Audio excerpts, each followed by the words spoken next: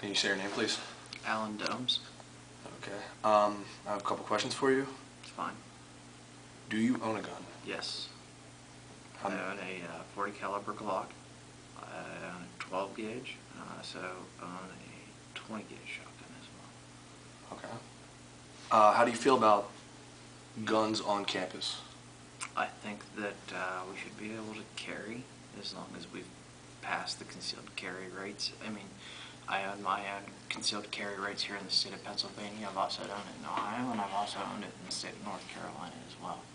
I mean, if I've passed those requisitions, you know, I should be able to carry here on campus as well. Okay. Are there any like policies or instructions that should be implemented for guns? Like I know there are some, but do you think there's any specific ones, like background checks or anything? I think whenever you end up having a background check for you, one, to purchase the gun, and then two, you also have to go through a background check again once to get your concealed carry. I mean, that's more than you've enough. already went through two, one to purchase the weapon, and then two to be able to carry it as well. I don't think there should be any more than that. Okay. Do you think a shooting like something that happened at Virginia Tech, for instance, could happen again? Absolutely. And at Penn State, maybe? Absolutely. You know, the country as a whole took such like a big notice of Columbine, yet, and the media made such a big deal out of Columbine, yet they neglected all the other shootings that happened before that happened down in like Alabama, whenever like a 12-year-old and a 13-year-old ended up firing on their students there. But that wasn't a big deal. That was just poor people then. But whenever Columbine happened, that was such a big deal. There had already been a series of shootings before that, and the same thing with Virginia Tech. They kind of ignored the shootings after Columbine, and before Virginia Tech, there was shootings up on a Indian reservation up in the Dakotas, I believe it was, you know, after that. But look at Northern Illinois, shooting at Northern Illinois. Didn't get nearly the press coverage that Virginia Tech did. Why? Smaller school, lower income of students, lower income of parents, you know. Could it happen again? Absolutely. It happened after Columbine, it happened before Columbine, it happened before Virginia Tech, and it can happen afterwards as well. Yeah, definitely.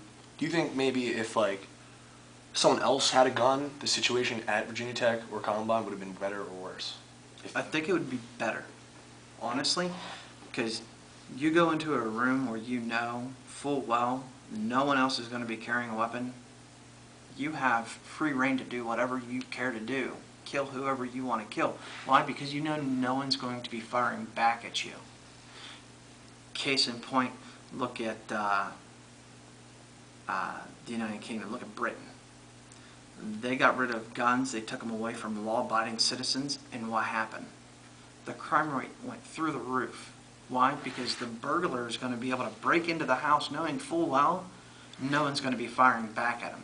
It's, you know, the homeowner in that instance, just like students sitting in a classroom, they're bringing a knife, you know, to a gun battle. Yeah.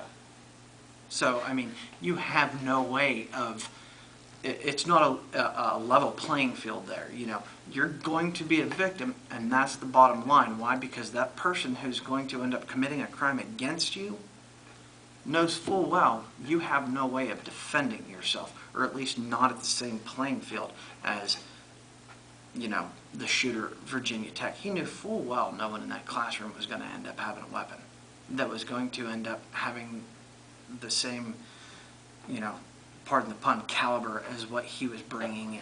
Seriously. Yeah. That's it. Yeah. One last question. Do you think if students were able to carry weapons, like guns in Virginia Tech, could have stopped the killer that shot everybody in Virginia? Think about this. Think about, say you don't allow the students, but you allow the professor.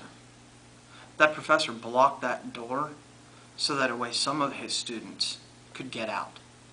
Okay? And the few lives that did, every life's a precious life, okay?